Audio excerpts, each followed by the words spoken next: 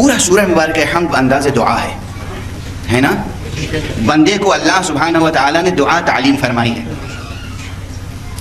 کہ مجھ سے اگر کچھ طلب کرو تو اس طرح طلب کرو. اور یقین رکھیے کہ اس سورہ مبارکہ میں جو کچھ ضرورت زندگی ممکن ہے سب کچھ موجود ہے. اگر انسان اپنی زبان سے اپنے ٹوٹے ٹوٹے الفاظ میں کچھ بھی نہ مانگے، جب بھی کوئی ضرورت پیش آئے، جب بھی کوئی چھوٹی بڑی ضرورت پیش آئے، تو ہاتھ اٹھا کر پہلے درود پڑھے اور اس کے بعد سورہ حمد پڑھ لے اور پھر درود پڑھ لے. ہو گئی دعا، ہو گئی دعا. زندگی کا کوئی مسئلہ ہو،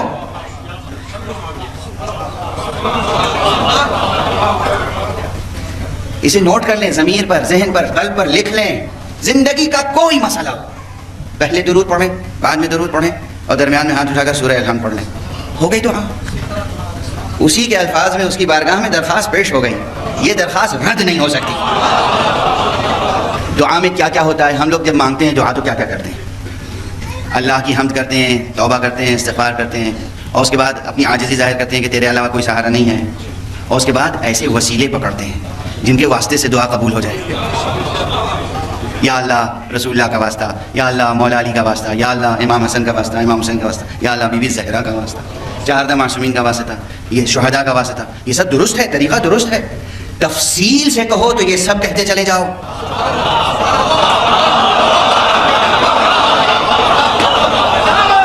واسطہ دے کے دعا کرنا شرک نہیں ہے، بدعت نہیں ہے. تفصیل سے کہنا ہو تو یہ سب کہنا پڑے گا، اور اجمالاً کہنا ہو تو صراط الذین انعمت علیہم، سارے واسطے آ گئے.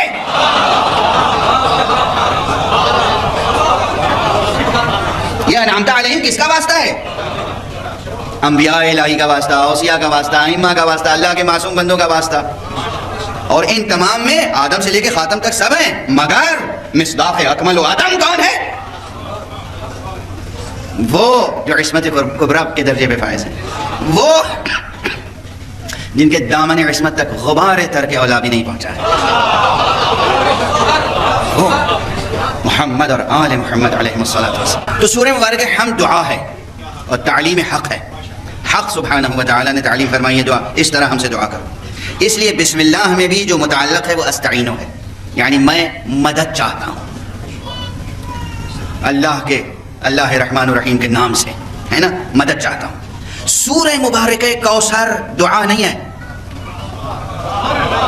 سورہ مبارکہ کوثر پروردگار کی طرف سے مجدہ عطا ہے. سورہ مبارکہ حمد پوری سر بسر، سر تا سر، از اول تا آخر دعا ہے، طلب ہے، طلب ہے. سورہ حمد طلب ہے، سورہ کوثر عطا ہے. جب یہاں ترجمہ ہوگا تو ہوگا پروردگار میں مدد چاہتا ہوں تیرے مبارک نام سے، رحمان اور رحیم اللہ کے نام سے مدد چاہتا ہوں. وہاں چونکہ عطا ہے تو ترجمہ ہوگا اللہ رحمان اور رحیم کے نام سے عطا کرتا ہوں.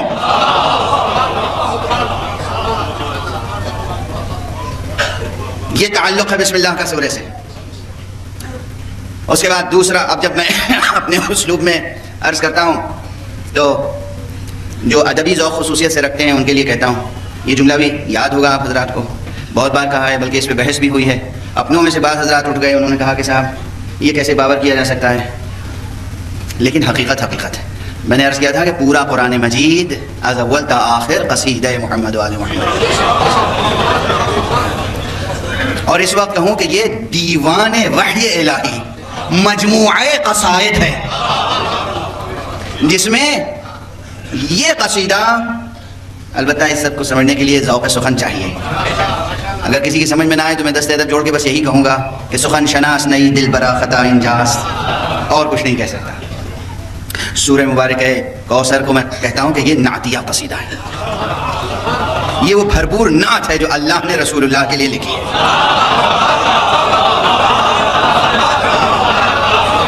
ہم آپ نعتیں لکھتے ہیں، ہم آپ نعت لکھتے ہیں، اللہ نے بھی نعت لکھی ہے. اور یہ بات میں پہلے کہہ چکا ہوں لیکن پھر اس کنٹیکسٹ میں یاد دلا دوں. جو لوگ نعت لکھنا، نعت پڑھنا، سیرت رسول بیان کرنا، سیرت رسول پہ وشد کرنا، سلام کرنا رسول اکرم صلی اللہ علیہ وآلہ وسلم کو، شرک سمجھتے ہیں اور بدعت سمجھتے ہیں وہ ضرور گوش جان و دل کھول کر سنیں. حبیب کبریا کی ثنا گستری، حبیب کبریا کی نعت گوئی اور نعت خوانی، حبیب کبریا کی مداحی کا حکم قرآن مجید میں اس انداز سے آیا ہے کہ دوسرے کسی حکم کو اس کے برابر میں لا کے رکھا نہیں جا سکتا. میں ابھی مثال دے دیتا ہوں، ابھی بات سمجھ میں آ جائے گی. اللہ نے سب سے بڑا کون سا حکم دیا ہے قرآن میں؟ کچھ تو کہیے. نماز. نماز یہی تو کہا ہے نماز پڑھو، اور اس کے علاوہ کچھ کہا ہے؟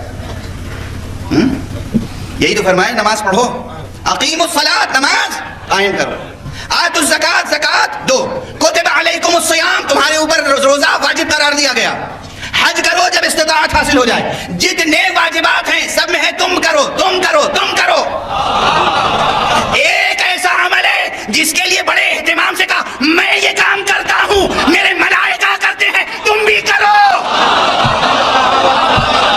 ان اللہ وملائکتہ یصلون علی النبی یا ایھا الذین آمنوا صلوا علیہ وسلموا تسلیما.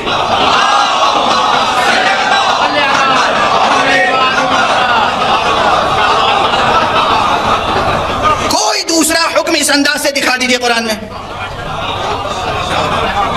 کوئی دوسرا حکم جو اس انداز سے ہر جگہ ہے یہ کام کرو، یہ نہ کرو، یہ کرو، یہ نہ کرو، یہ کرو، یہ نہ کرو. عبادات سے لے کر معاملات تک، الہیات سے لے کر اصول دین سے لے کر فروع دین تک، اور فروع دین سے لے کر اخلاقیات تک، جتنے بھی شعبہ زندگی ہیں، ہر شعبہ زندگی سے متعلق احکام الہیہ ہیں، اور ان سب پر بے شک ہمیں عمل کرنا ہے. مگر جتنے احکام ہیں وہ اسی انداز سے ہیں، یہ کرو یہ نہ کرو، یہ کرو یہ نہ کرو. یہاں کرو کہنے سے پہلے اس کام کی اہمیت ظاہر کرنے کے لیے کہا جا رہا ہے. بے شک ان اللہ، بے شک وہ معبود برحق وہ اللہ اور اس کے ملائکہ، وہ ملائکہ یصلون، مداحی کرتے ہیں اس نبی کی. یہ میرا ترجمہ ہے. مداحی کرتے ہیں، یہ میرا ترجمہ ہے، اور میں ذمہ داری سے عرض کر رہا ہوں. وہ مت ترجمہ کیجئے کہ رحمت نازل کرتے ہیں. کائنات رحمت کبریا خود ان کی ذات ہے. وما ارسلناک الا رحمتا للعالمین، یہ تو خود رحمت عالم ہے. کائنات رحمت حق مصطفیٰ کی ذات ہے. بے شک یہ مخلوق ہیں، بے شک یہ عبد ہیں، وہ معبود ہے اور خالق ہے. اس کے یہاں سے مسلسل افاضہ رحمت ان کے لیے ہوتا رہے گا. لیکن ایک ہی انداز سے جو کہا گیا ان اللہ و ملائکتہ، اللہ تو رحمت نازل کرے محمد پر، سمجھ میں آتی ہے بات. فرشتے کیا اس منزلت پر ہیں کہ محمد پہ رحمت نازل کرے؟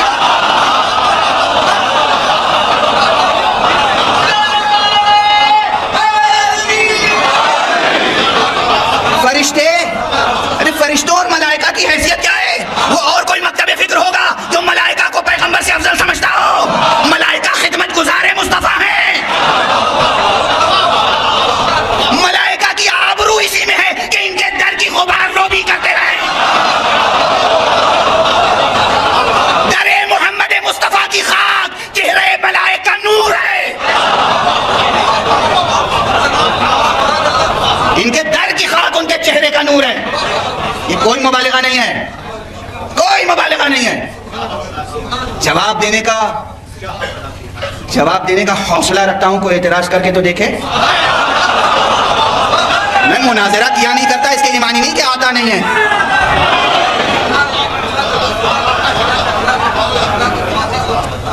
اللہ معبود برحق، وہ ذات حق سبحانہ و تعالی، وہ اور اس کے ملائکہ سب مداحی کرتے ہیں. اس کی مداحی کرتے ہیں. مداحی کرنے کے معنی کیا ہے؟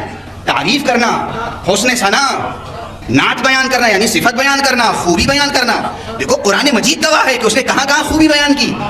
ظاہری خوبی بھی بیان کی، باطنی خوبی بھی بیان کی. مسلمان نعت کہتے ہیں تو کیا کہتے ہیں؟ ہمارا رسول بڑا پاکیزہ ہے، اس کی سیرت پاکیزہ ہے، ہمارے رسول کی زلفیں کیسی ہیں، ہمارے رسول کی کملی کیسی ہے، چادر کیسی ہے. یہ سب کہاں سے سیکھا؟ اگر یہ مداحی خدا نے نہ کی ہوتی، اگر اس نے طٰہٰ نہ کہا ہوتا، یاسین نہ کہا ہوتا، یا ایھا المزمل نہ کہا ہوتا، یا ایھا المدثر نہ کہا ہوتا، والشمس نہ کہا ہوتا، واللیل نہ کہا ہوتا، والضحیٰ نہ کہا ہوتا، والفجر نہ کہا ہوتا، آپ کو کہاں سے استعارے ملتے زلف و رخ پیغمبر کے لیے؟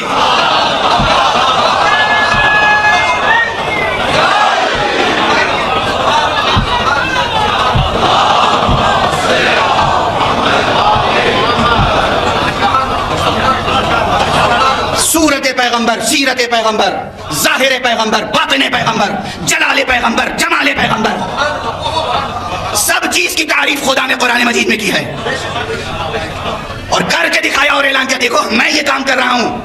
یا ایھا الذین آمنوا، ایمان لانے والو تم بھی کرو، جو کام میں کر رہا ہوں تم بھی کرو۔ میں اس نبی کا قصیدہ پڑھتا رہتا ہوں تم بھی پڑھو، میں اس کی سیرت بیان کرتا رہتا ہوں تم بھی بیان کرو۔ میں معبود ہوں، میرا کام صرف اس کی صفت بیان کرنا ہے، تمہارا کام اس سے آگے بھی آئے، تم صفت بھی بیان کرو اور اس کی پیروی بھی کرو، اس کی پیروی بھی کرو۔ پیروی کے لیے حکم ہے وَسَلِّمُوا تسلیما، اور اس طرح اس کے احکام کے آگے سر بسر تسلیم ہو جاؤ، جو اطاعت و بندگی کا حق ادا ہو جائے۔ توجہ ہے، بات کہاں سے کہاں پہنچ جاتی ہے۔ میں تو صرف یہ عرض کر رہا تھا کہ سورہ مبارکہ کوثر کیا ہے؟ نعتیہ قصیدہ ہے۔ تو میں نے کہا بتا دوں کہ کسی کے ذہن میں خلش نہ رہ جائے، دل میں خلش نہ رہ جائے کہ کیا کہہ گئے، نعتیہ قصیدہ ہے، یہ سخن گسترانہ بات ہے، یہ ذاکری ہے۔ دیکھیں یہی خطابت ہے، یہی ذاکری ہے۔ کہاں سورہ مبارکہ کوثر اور کہاں کہہ رہے ہیں نعت پیغمبر ہے۔ اچھا میں واپس لے لیتا ہوں لفظ، آپ بتا دیجئے کیا ہے۔ سورہ مبارکہ کوثر مکمل نعت پیغمبر ہے۔ اس صاحب اعجاز نے اتنے مختصر الفاظ میں اتنی مکمل نعت لکھی ہے کہ جس کی کوئی حد نہیں۔ بس آج کی پوری تقریر تمہید میں گزر گئی، 1 گھنٹہ گزر گیا، اور اب بیان کو کل اور پرسوں کے لیے چھوڑتا ہوں۔ یہ سورہ مبارکہ کوثر، اس کے اندر بھی بے پناہ مطالب ہے۔ حمد پیغمبر، نعت پیغمبر ہے، اور نعت پیغمبر یوں ہی براہ راست نعت شروع نہیں ہو گئی، قصیدے کے جتنے اجزاء ہیں وہ سب اس میں پائے جاتے ہیں۔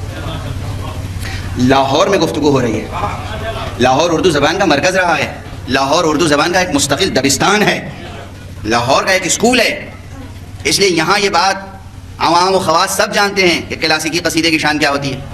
مطلع ہوتا ہے، حسن مطلع ہوتا ہے، تشبیب ہوتی ہے، گریز ہوتا ہے، اور اس کے بعد جناب والا مدح ہوتی ہے، مدح کے بعد دعا ہوتی ہے، طلب ہوتی ہے، مقطع ہوتا ہے، یہ سب قصیدے کے انداز ہوتے ہیں۔ جتنے اجزاء قصیدے کے ہیں سب یہاں موجود ہیں، سب گزارش کروں گا سب موجود ہیں، البتہ مناسبت کے ساتھ۔ لکھنے والا کون ہے قصیدے؟ خالق متعال کی ذات گرامی کی مناسبت سے، اور حضرت ختمی مرتبہ صلی اللہ علیہ وآلہ وسلم کی ذات گرامی کی مناسبت سے تمام اجزاء ہیں۔ اب اس کی تفصیل کا درس کروں گا، بس آج یہ عرض کر رہا ہوں سورہ مبارکہ کوثر ہے، جس میں ایک طرف عطاء الہی کا بیان ہوا ہے، اور دوسری طرف عطاء کے بعد عام قصیدوں میں کیا ہوتا ہے۔ اب مثال دے دوں کہ عام قصیدوں میں یہ ہوتا ہے کہ جو درباری قصیدے لکھے جاتے ہیں، وہ چاہے درباری ہوں چاہے مذہبی ہوں۔ درباری قصیدوں میں یہ ہوتا تھا کہ شاعر قصیدے لکھتے تھے اس امید پر کہ بادشاہ کے دربار سے کچھ خلعت انعام حاصل کر کے اپنی زندگی، اپنی مادی زندگی اور اپنی ادبی زندگی میں وہ فروغ پائیں گے۔ ہم اہل بیت اطہار کی مدح کرتے ہیں، انبیاء کی نعت کرتے ہیں تاکہ دنیا اور آخرت سنور جائے۔ طلب وہاں بھی دل میں تھی، طلب یہاں بھی دل میں ہے، بے طلب تو کوئی کچھ نہیں کرتا۔ چنانچہ طلب ہوتی ہے، بادشاہوں سے طلب ہوتی ہے، پروردگار یا کسی بھی ممدوح سے کچھ نہ کچھ طلب ہوتی ہے۔ پروردگار بے نیاز ہے، وہ کوئی طلب نہیں رکھتا، کوئی نیاز مندی نہیں رکھتا، کوئی احتیاج نہیں رکھتا، پھر بھی اس نے کچھ طلب کیا ہے کسی مصلحت کی بنا پر۔ اب یہ کل بیان ہوگا، لیکن اتنا ہے کہ طلب کیا ہے۔ کیا طلب کیا؟ کہ فصلی لربک وانحر، اے میرے حبیب، اے مصطفیٰ، میں نے تم کو سب کچھ عطا کیا۔ اب یہ سب کچھ جو ترجمہ کر رہا ہوں کل بحث کروں گا کیوں کر رہا ہوں، لیکن اس کے بعد کہا کہ اب تم فصلی لربک، اب تم اپنے رب کے لیے نمازیں پڑھو، وانحر اور قربانی دو۔